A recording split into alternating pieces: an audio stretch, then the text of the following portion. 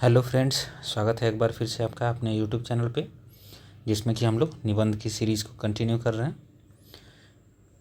इससे पहले हम लोगों ने एक निबंध को देख रखा था जिसमें कि हम लोगों ने वन नेशन और वन इलेक्शन की बात की थी। तो उम्मीद है कि आपको वीडियो अच्छा लगा होगा, और अगर आप लोगों ने नहीं देखा है तो जा कर के उस वीडियो को ज़रूर देख सकते हैं, जिसमें कि हम लोगों ने 4 निबंध के फॉर्मेट को समझा था, और उसके बाद एक वन नेशन वन इलेक्शन का जो फॉर्मेट कैसा होना चाहिए, किस प्रकार लिखा होना चाहिए, वो आपको बताए थे। आज के निबंध को हम लोग देखेंगे, जिसमें कि हम आज एक थर्ड पार्ट से संबंधित जो सेगमेंट है उसको हम लोग डिस्कस करने वाले हैं। जैसे आज का निबंध है, केहू खात खात मुँहे और ये केहू खैले बिना मुँहे। ये एक लोकोक्ति है जो कि बिहार के और यूपी के मतलब गांवों में प्रचलित है अक्सर लोकोक्ति। तो इसको आप लोग समझ सकते हैं, और यदि आप इसका अर्थ समझ पाते हैं तो बिल्कुल भी बेहतर तरीके से सामाजिक असमानता को दिखाते हुए आप निबंध को बेहतर तरीके से लिख सकते हैं। ऑलरेडी हमने आप लोगों को बता रखा है कि निबंध लिखा कैसे जाता है, फॉर्मेट क्या होता है, सब कुछ आप लोग को बता रखे हैं। चलिए, तो बिना देरी किए हुए शुरू करते हैं अपने निबंध को। देखिए, जैसे सबसे पहले एक कहानी हम आप लोग को बताए थे। कोई कहानी भी दिखा सकते हैं, कोटेशन भी दिखा सकते हैं, लेकिन कोटेशन इस वजह से मना करते हैं क्योंकि ये ऑलरेडी एक मुहावरा और लोकोक्ति ही रहती है जो कि कोटेशन के फॉर्म में है। तो आप इससे अच्छा है कि कोई कहानी या इवेंट से शुरू कर सकते हैं। जैसे देखिए, सबसे पहले हम लोगों ने लिखा है कि हितोपदेश में वर्णित एक कहानी है जिसमें एक राज्य का चित्रण है जहाँ राजा के घर पर खाने की कमी नहीं है। राजा मतलब भोग विलासी है, या फिर जो है अन्न का पूरी तरह से एकदम समझ लीजिए तो बर्बादी चल रही है उस तरह का।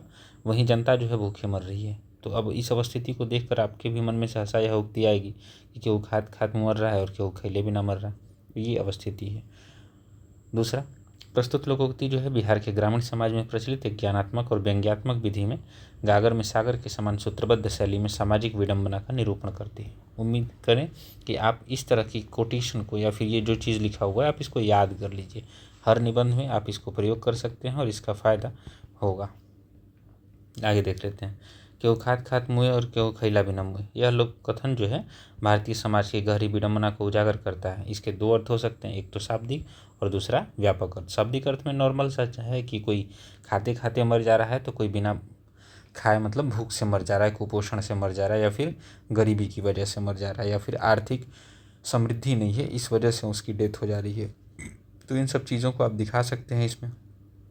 जबकि इसके व्यापक अर्थ की बात करेंगे तो जहाँ एक और अत्यधिक उपभोग, अपव्यय और विलासिता है, मतलब एक पक्ष इसका अत्यधिक उपभोग, अपव्यय और विलासिता को दर्शाता है, तो वहीं दूसरी ओर भूख, कुपोषण और अभाव का दंश झेलती जनता है। यह केवल आर्थिक असमानता का संकेत नहीं है, वरन नैतिक, सामाजिक और प्रशासनिक विफलता का दर्पण भी है। कहने का तात्पर्य है कि यह नैतिक, सामाजिक और प्रशासनिक विफलता का दर्पण भी है। जैसा कि महात्मा गांधी जी ने कहा था कि पृथ्वी हर व्यक्ति के ज़रूरतों को पूरा कर सकती है, लेकिन लालचों को नहीं। ठीक है, अब आइए इसे अलग अलग डायमेंशन से देख सकते हैं। जैसे यूएनपीएफ का एक रिपोर्ट आया था जिसमें बताया गया है कि भारतीय जनसंख्या 144 करोड़ से अधिक है, और साथ ही साथ विश्व की चौथी सबसे बड़ी अर्थव्यवस्था हम लोग बन चुके हैं। लेकिन फिर भी अभी देखिएगा तो हैप्पीनेस इंडेक्स देख लीजिए, उसमें भी 118 नंबर पे हैं, या फिर समानता या फिर प्रति व्यक्ति आय वाला देख लीजिएगा तो उसमें भी हम लोग 142 रैंक पे हैं। तो ये सब जो दिखाता है कहीं ना कहीं हमारी असमानता को दिखाता है, और यह फिर भी आय और संपत्ति का वितरण यहाँ पे असमान दिखेगा आपको। जैसे ऑक्सफैम रिपोर्ट आया था, उसमें बताया गया कि सिर्फ 1% जो लोग हैं उनके पास पूरी भारत की संपत्ति का 40% से अधिक संपत्ति है, जबकि अगर हम लोग देखें तो लगभग 99% ऐसे लोग हैं जिनके पास पूरी संपत्ति का 50% संपत्ति ही लगभग है। तो ये आपको दिखा रहा है कि कहीं ना कहीं ये लोकोक्ति कि कोई खात खात मुँहे और कोई खैला बिना मुँहे, इस बात को चरितार्थ कर रहा है। तो आप इस तरह के डेटा, रिपोर्ट्स और भी जो हैं अच्छे से देख करके इसमें ऐड कर सकते हैं। सामाजिक परिप्रेक्ष्य में देखते हैं तो ऐसा देखने को मिलता है कि समाज में एक वर्ग आर्थिक, क्षेत्रीय, जाति, लिंग आदि की असमानताओं का भेदभाव झेल रहा है, तो वहीं एक वर्ग संपन्नता से जीवन व्यतीत कर रहा है। एक कोटेशन है कि भूख केवल पेट की समस्या नहीं वरन सामाजिक न्याय का प्रश्न होता है। तो प्रशासनिक दृष्टिकोण में भी देख लेते हैं कि हाशिए के व्यक्तियों के लिए एक व्यापक योजनाओं का समूह क्रियान्वित है, परंतु आम जनता को इसका लाभ मिल नहीं पा रहा है। इसका कारण क्या है? तो भ्रष्टाचार है। लक्षित लाभार्थियों तक संसाधनों की पहुंच नहीं है, जो यह दर्शाता है कि सामाजिक स्थिति किस दिशा की तरफ इंगित कर रहा है। यह समस्या केवल भारत तक सीमित नहीं है बल्कि वैश्विक भी है। वैश्विक स्थिति में जा सकते हैं, जहाँ विकसित देशों में देखिएगा तो मोटापा खाने से सिर्फ कि लोग खाते खाते इतना खा चुके हैं कि उनके लिए मोटापा एक समस्या है, जबकि दुनिया के 80 करोड़ से अधिक लोग जो हैं वो भूख से पीड़ित हैं। जो यह लोकोक्ति इस बात को चरितार्थ करती है यहाँ पे। और इसी तरह से आप विकसित देशों में दिखा जा सकते हैं, जैसे यूएसए हो गया या फिर अन्य देश हैं, तो उनके यहाँ पे देखिएगा तो खनिज संसाधनों की बात कर लीजिए या फिर आर्थिक समृद्धि की बात कर लीजिए, तो उन्हें बहुत सारी चीज़ें देखने को आपको मिलेंगी जो वहाँ पे संपन्नता दिखाई देगी। जबकि वहीं विकासशील और अल्प विकसित देशों की बात कर लीजिएगा तो वहाँ पे देखिए कहीं ना कहीं आपको विपन्नता या उपेक्षित स्थिति दिखाई देगी, जो यह दिखाता है कि कोई खाते खाते मर रहा है तो कोई खाने बिना मर रहा है। ये स्थिति आ गई है समाज में। लेखनी का रुख दूसरी तरफ करके समझेंगे कि आखिर ऐसा क्यों होता है। आखिर कोई तो कारण होगा जिसकी वजह से ऐसा हो रहा है। क्या कारण है कि एक वर्ग संपन्न है तो दूसरा उपेक्षित है? इसका उत्तर सरल है कि यह केवल आर्थिक असमानता नहीं बल्कि न्याय, नैतिकता, शासन और मानवीय संवेदनशीलता की संयुक्त विफलता है। मतलब इसमें कुछ ऐतिहासिक कारण भी आप दिखा सकते हैं। जैसे इतिहास की तरफ हम लोग देखें तो इतिहास में भी हम लोग कई बार देखते हैं कि लोग पहले से ही एक संपन्न जीवन कुछ लोग जीते आ रहे हैं। तो वो जो ज़मींदार थे, साहूकार थे, महाजन थे, वो कहीं ना कहीं संपन्न थे पहले से ही। तो वो जो है पहले से ही संपन्नता की ज़िंदगी जी रहे हैं और कुछ लोग पहले से ही शोषण का शिकार होते चले आ रहे हैं। तो कुछ एक कारण है जिसकी वजह से ऐसा समाज में देखने को मिलता है। भुखमरी भोजन की कमी से नहीं बल्कि वितरण की विफलता से होती है, ऐसा अमर्त्य सेन के द्वारा एक बार कोटेशन बताया गया है। तो इसको आप यूज़ कर सकते हैं इसमें। इस लोकोक्ति का एक पहलू और हम देख सकते हैं कि जहाँ नैतिकता और धर्म को भी इंगित किया जाता है। यदि व्यक्तिगत लालच को कम किया जाए तथा समाज उपभोग में संयम लाए तो सामाजिक उत्तरदायित्व बढ़ाकर इसका समाज में सहयोगात्मक परिणाम लाया जा सकता है। इसी प्रकार इस लोकोक्ति के दूसरे पहलू की तरफ बढ़ें तो इसका समाधान भी किया जा सकता है। अब समाधान आखिर ऐसा हो रहा है, इसके कारण हम लोग देख चुके हैं। कारण के बाद आप इसका समाधान देख लीजिए, ये देख सकते हैं कि क्या समाधान हम लोग कर सकते हैं। समाज में भोजन की बर्बादी को रोकना होगा। सामुदायिक किचन फूड बैंक बनाना, आय और अवसरों का समान वितरण करना, प्रशासन में पारदर्शिता एवं जवाबदेही बढ़ाना, साथ ही लोगों में नैतिक शिक्षा को बढ़ाना और सादा जीवन उच्च विचार को अपनाना। आप ये कार्य कर सकते हैं जिससे कि ये जो चीज़ें हैं उसको रोकी जा सकती हैं। सरकारी पहले भी हैं बहुत सारी जो कि राष्ट्रीय स्तर पर भी और राज्य स्तर पर भी दोनों जगह चलाई जा रही हैं। तो आप उदाहरण देख सकते हैं, जैसे मिड डे मील योजना हो गया, जिससे इसको अब नाम तो चेंज कर दिया गया है पीएम पोषण योजना करके। उसका बाद पीएम गरीब कल्याण अन्न योजना है, राष्ट्रीय खाद्य सुरक्षा अधिनियम है, डीबीटी डायरेक्ट बेनिफिट जो है उसको बढ़ावा देकर इसे ज़मीनी स्तर पर लागू कर सकते हैं और इसको समाप्त किया जा सकता है। समाज में one nation one ration card को अपनाइए, डिजिटल ट्रैकिंग को अपनाइए, रोजगार सृजन को लाइए, एआई आधारित सप्लाई चेन जो है उसको बढ़ावा दे सकते हैं। इनको सुनिश्चित करके बेहतर वितरण सिस्टम के लीकेज में सुधार करके एक व्यापक परिवर्तन लाया जा सकता है, जो कि समाज में एक बड़ा बदलाव बनेगा। अतः इस प्रकार जब तक विकास समावेशी, न्यायपूर्ण और नैतिक नहीं होगा तब तक यह विषमता बनी रहेगी। यानी कि हमें करना क्या है, तो समावेशी विकास करना है, न्यायपूर्ण और नैतिक जो है जीवन करना है, ताकि संवेदनशीलता के साथ हम लोग वितरण को बेहतर कर सकें और समाज से इसको दूर कर सकें। निष्कर्षतः प्रस्तुत लोकोक्ति जो है केहू खात खात मुए और केहू खैला बिना मुए केवल एक कहावत नहीं बल्कि समाज की एक कठोर सच्चाई है, जो बिंदु में सिंधु को की भांति हमें यह चेतावनी देता है कि यदि संसाधनों का न्यायपूर्ण वितरण नहीं हुआ तो विकास अधूरा रह जाएगा। अतः आवश्यकता है कि हम आर्थिक प्रगति के साथ साथ नैतिकता, समानता और संवेदनशीलता को भी प्राथमिकता दें। नैतिकता, समानता और संवेदनशीलता, ताकि कोई भी व्यक्ति भूखे न मरे और कोई भी व्यक्ति अति भूख के कारण नष्ट न हो जाए।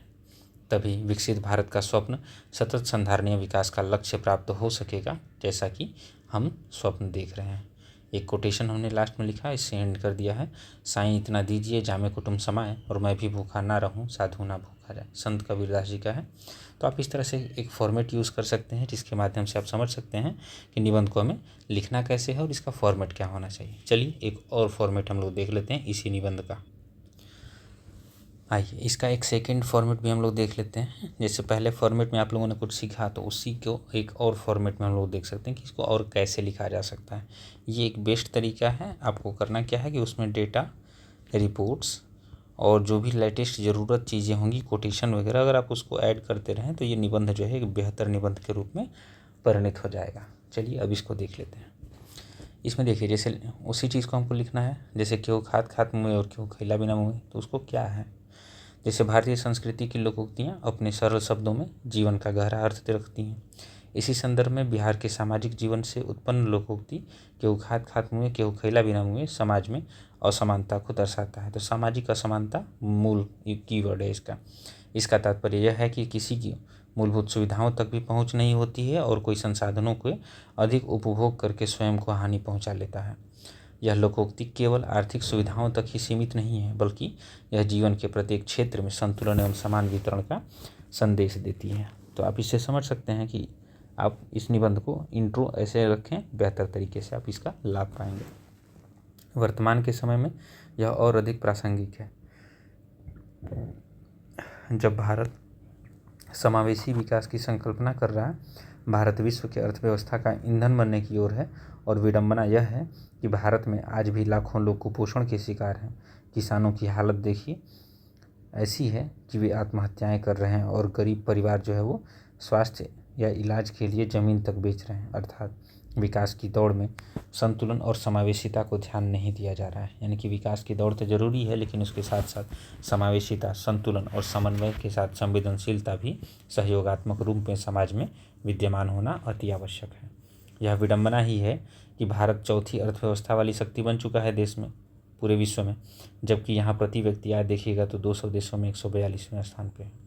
इसका सीधा मतलब है कि शीर्ष 10% लोग जो हैं आर्थिक रूप से अधिक समृद्ध हैं, अर्थात उनकी स्थिति जो है खात खात मुँह के समान है। जैसा कि आप लोग को बताए थे, 1% लोगों के पास लगभग जो है वो 40% जो है वो संपत्ति है। तो ये कहीं ना कहीं दिखा रहा है कि बाकी 99% लोग जो हैं वो 50% के आसपास संपत्ति भी नहीं रख पाए हैं। तो ये कहीं ना कहीं दिखा रहा है कि लोग खात खात मर रहे हैं, जब किसी को इसकी उपेक्षा सहनी पड़ रही है। सामाजिक स्तर पर भी इसका उदाहरण देखा जा सकता है। जब समाज में मिलजुल कर सुविधाओं का उपभोग किया जाता है तो एक शांतिजनक समाज का विकास होता है। वहीं जब संसाधनों पर एकाधिकार या सीमित लोग का स्वामित्व होता है तो सामाजिक संघर्ष, तनाव की स्थिति उत्पन्न होती है, जो कि यह दिखा रहा है। आज हर जगह देखिएगा तो स्वामित्व को लेकर युद्ध हो रहे हैं। वैश्विक स्तर पर देखें तो एक विकसित देश के पास सुविधाओं की अधिकता है, वहीं दूसरी तरफ विकासशील देशों में बुनियादी सुविधाओं के लिए संघर्ष चल रहा है। मानव जितना ही प्रगति के मार्ग पर अग्रसर हो रहा है, उसके विपरीत मानवीय मूल्यों, सहयोग और भाईचारे की भावना खोते जा रही है। जैसे उदाहरण के तौर पर कुछ दिन पहले लोगों ने देखा होगा, दक्षिण अफ्रीका की एक घटना थी जहाँ पे कि एक बच्चा जो है कुपोषण का शिकार होकर के मरने की स्थिति में बैठा था और उसके किनारे देखिएगा तो एक वल्चर, गिद्ध जो था वो बैठा हुआ था कि जब ये बच्चा मर जाएगा तो मैं इसको खा लूँगा। ये जो पिक्चर आया था सोशल मीडिया पर, आप लोगों ने इसको देखा होगा और ये कहीं ना कहीं एक दयनीय स्थिति समाज की दिखाता है, जो कि दिखाता है कि कहीं ना कहीं आज भी समाज के एक बड़े तबके को जो है उपेक्षा का सामना करना पड़ रहा है, गरीबी का सामना करना पड़ रहा है। भूखमरी जो है वो एकदम व्यापक स्तर पर, एकदम चरम स्तर पर समाज में व्याप्त है। तो इन चीज़ों को आप बेहतर तरीके से रिलेट करके लिख सकते हैं। भारत में राजनीतिक नेताओं की बात करें तो इनका उदाहरण दूसरी लोकोक्ति इस लोकोक्ति के संदर्भ में अत्यंत प्रासंगिक है। जब वे भारतीय जनता के मत से विधायक बनते हैं तो उनकी जिम्मेदारी होती है कि लोगों की समस्याओं का समाधान करें, जबकि वे लग्जरी जीवन जीते हैं और जनता बुनियादी सुविधाओं के लिए भी भटक रही होती है। युवाओं के द्वारा रोजगार के लिए दर दर की ठोकरें खा रहे हैं, वहीं राजनेता जो हैं उनके परिवार के जो है संसाधनों की बर्बादी करते दिख रहे हैं। जैसे नेपाल में अभी आप लोगों ने जिंजी की घटना सुनी होगी, तो वहाँ कहीं ना कहीं ये एक घटना जो है आपको देखने को मिल जाएगी। केहू खात खात मुँह, अर्थात संसाधनों के अधिकतम उपयोग से वे अपना हानि भी करते हैं। उदाहरण स्वरूप आज के तकनीकी सुविधाओं ने मानव के कार्यों को आसान कर दिया है, परंतु अनेक बीमारियों का कारण भी बनते जा रहा है। जैसे निजी वाहनों का प्रयोग कर रहे हैं, इससे पर्यावरण प्रदूषण में बढ़ावा मिलता है, जिससे कई हानिकारक बीमारियां उत्पन्न होती हैं तथा अर्थात अधिक भौतिकवादी लोग जो हैं अपना नुकसान करने के साथ साथ दूसरे का भी नुकसान करते जा रहे हैं। तो वो सीधी सी बात है कि वो स्वयं का तो नुकसान कर ही रहे हैं, स्वयं के साथ साथ वो समाज और पर्यावरण को भी नुकसान पहुंचा रहे हैं। तो ये कहीं ना कहीं ये चीज़ दिखा रहा है कि लोग कई तो ऐसे हैं जो कि वो संपन्नता में परेशान हैं कि उसकी वजह से वो बीमारी, जैसे अगर विश्व के अधिक लोग देखिएगा तो विकसित देशों में लोग मोटापे से परेशान हैं। तो ये दिखा क्या रहा है कि ज़्यादातर लोग खा खा के मोटे हो जा रहे हैं और वो परेशान हैं, और कुछ लोग ऐसे हैं जो कि बहुत सारे लोग, लगभग 80 करोड़ से ज़्यादा लोग जो है कुपोषण का शिकार हो रहे हैं, उनको खाना ढंग का नहीं मिल पा रहा है। अमीर वर्गों के द्वारा अत्यधिक भोजन की बर्बादी की जा रही है, जबकि कितनी आबादी में लोग बिना खाए रात काट ले रहे हैं, मतलब बहुत से लोग हैं। अर्थात यह खाद्य सुरक्षा को भी प्रभावित करता है, जो कई लोगों की ज़रूरतों को प्रभावित करती है। इस लोकोक्ति का दूसरा पहलू भी है कि बहुत सारे लोग होते हैं जो अपने धन को दान करना भी चाहते हैं। इस संदर्भ में हाल ही में एक घटना खाद कोई मर रहा है वर्ग वाले लोगों के लिए एक प्रेरणादायक भी। उदाहरण के स्वरूप देख सकते हैं, कई लोग ऐसे हैं जो कि आप अपनी संपत्ति का जो एक बड़ा भाग जो है वो समाज की सेवा में खर्च करते हैं, CSR के रूप में देख सकते हैं। जैसे दक्षिण भारत की बात कर लें तो वहाँ की एक फेमस एक्टर है, उनकी अभी शादी हुई थी, रश्मिका मंदाना। इन्होंने अपनी शादी के समय क्या किया था कि 42 स्कूलों को जो है वो गोद लिया था। अब इससे होगा क्या कि ये समाज में एक बेहतर मैसेज जाए कि अपनी संपत्ति को ज़रूरतमंदों के लोगों में वितरण कर उपभोक्तावादी समाज के लिए एक प्रेरणा स्रोत के रूप में समाज में उदाहरण प्रस्तुत करें। इसी प्रकार अगर भारत में सबसे अमीर लोगों की बात की जाए तो उसमें शिव नादर जो हैं अभी कहीं ना कहीं पूरे टॉप में आते हैं, जो कि अपनी संपत्ति का दान जो है वो करते हैं एक बड़ा हिस्सा। उसी तरह से टाटा एंड सन्स की बात कर ली जाए तो उनके द्वारा भी सामाजिक सेवा में इसका प्रयोग किया जाता है। इससे सामाजिक और आर्थिक समानता जो है वो स्थापित होती है। भारत की समावेशी तथा सतत विकास केवल एक नीति नहीं है, बल्कि प्रत्येक क्षेत्र में न्याय के साथ विकास की ओर अग्रसर होना है। भारत सरकार की खाद्य सुरक्षा अधिनियम 2013 सार्वजनिक वितरण प्रणाली और अन्य कल्याणकारी योजनाएं सामाजिक असमानता को कम करने के लिए महत्वपूर्ण हैं। अर्थात खैला बिना मुँह की स्थिति न आए, इसके लिए सरकार द्वारा भी अनेक योजनाएं चलाई जा रही हैं। जैसे स्वास्थ्य पहुंच के लिए आयुष्मान कार्ड योजना, प्राथमिक केंद्रों की स्थापना, हर घर नल का जल, प्रधानमंत्री आवास योजना, दुर्बल और आर्थिक रूप से कमजोर वर्ग के लिए जीवन के अधिकारों की रक्षा। यानी कि आप संवैधानिक प्रावधान भी दिखा सकते हैं, आर्टिकल 21 को, 19 को दिखा सकते हैं, 14 जो समानता की बात करता है, 39 वाला दिखा सकते हैं, जिसमें कि आपको समान कार्य और समान वेतन की बात की गई है। तो ये सारे कार्य आप दिखा सकते हैं। साथ ही साथ अनुच्छेद 51 के क में जो मौलिक कर्तव्यों की बात की गई है, तो उसमें भी कहीं ना कहीं समाज में समानता की बात की जा रही है। तो आप इसको बेहतर तरीके से इसमें यूज़ करके लिख सकते हैं। कोई भी नीति या योजना तब सफल होती है जब निष्पक्ष एवं भ्रष्टाचार मुक्त समाज स्थापित होता है, अन्यथा यह कल्याणकारी योजना भी कुछ विशेष वर्गों के पास ही सीमित रह सकती है। ये ट्रिकल डाउन थ्योरी को आप देख सकते हैं। अंततः यह लोकोक्ति कोई खाए मुँह, खात मुँह और कोई खैला बिना मुँह सामाजिक असमानता को प्रदर्शित करने के साथ साथ भाईचारा, सहयोगी एवं समन्वयता का भी पाठ पढ़ाती है। समावेशी विकास तभी संभव होगा जब संपन्न वर्ग जो है वंचित वर्गों के अधिकारों का भी ध्यान रखेगा। तो इस प्रकार जो है एक निबंध का बेहतर कंक्लूजन आप लोग लिख सकते हैं, और आप लोग अगर चाहें तो इसको और भी बेस्ट वे में लिख सकते हैं। अब इसमें आपको ज़रूरत क्या क्या होगी, तो देखिए कुछ आपको कोटेशंस आपको याद होने चाहिए। कोई कोटेशन आप यूज़ करें, इससे एक व्यापक और गहरा प्रभाव पड़ता है कि आप अपने निबंध को बेहतर कर पाएंगे। तो कम से कम एक निबंध में कम 4 या 5 कोटेशन आप ऐड करें। उसके बाद रह गई बात डेटा की, तो अभी जो डेटा लेटेस्ट आ रहे हैं आप उसको यूज़ करिए। जैसे भूखमरी का डेटा हो गया, या फिर आप हंगर इंडेक्स की बात कर लीजिए तो आप उसको दिखा लीजिए, जैसे 105 है अभी, या फिर 101 अभी हो चुका है, इसको देख सकते हैं। या फिर आप देख सकते हैं कि वैश्विक स्थिति क्या है भारत की, आप उसको दिखा सकते हैं। जैसे हम लोग अन्न जो है वो अक्सर बर्बाद करते रहते हैं, तो हम लोग देख सकते हैं कि लगभग 75% जो है वो अन्न जो है बर्बाद किया जाता है कुलीन वर्ग के द्वारा। अगर इस अन्न को प्रयोग किया जाए तो गरीब लोग जो हैं वो अपना भरण पोषण कर सकते हैं।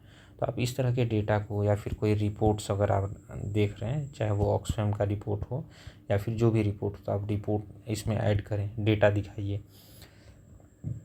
तो इस तरह आप अपने निबंध को एक बेहतर निबंध में परिवर्तित करिए। लिखने का तरीका ऑलरेडी आप लोग को बता रखे हैं। अगर एक निबंध है तो आप कम से कम उसको 7 या 8 पेज तक लिखिए, और इसके बारे में बता रखे हैं। इंट्रो जब भी इसमें शुरू करें, कोई कहानी, इवेंट या फिर कोई घटना से शुरू करें, उसके बाद उसका अर्थ बताएं, शाब्दिक अर्थ, उसके बाद उसका व्यापक अर्थ, सेगमेंट वाइज उसका उदाहरण बताएं, कुछ सेक्टर वाइज 2-4 सेक्टर खोल करके, उसके बाद उसका सेकेंड डायमेंशन भी बता लें। जैसे इसका सेकेंड डायमेंशन क्या था कि आप इसका समाधान दिखा सकते हैं, तो इसमें कारण भी दिखा लिए और एक समाधान भी दिखा लिए।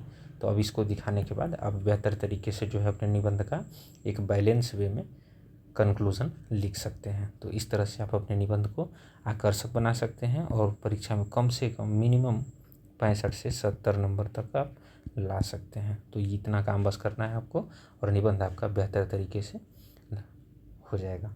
ठीक है, उम्मीद है कि ये वीडियो आप लोग के लिए हेल्पफुल रही होगी। मिलते हैं नेक्स्ट डे आपके साथ एक और नए निबंध के साथ। तब तक के लिए धन्यवाद।